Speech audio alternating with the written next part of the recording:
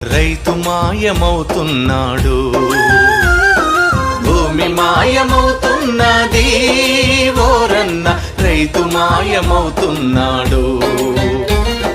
పరిశ్రమల పేరిట, ఫ్యాక్టరీల పేరిట, ఆధునికత పేరిట, అభివృద్ధి పేరిట పొలము గుండె తొలుచుకొని పొగగొట్టాలొస్తున్నా.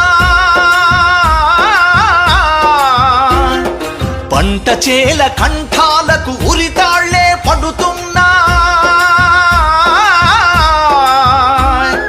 నేలని గంటువులోన గతకాలపు వైభవంల రైతు అనే పదమొకటి నిక్షిప్తం అవుతున్నది.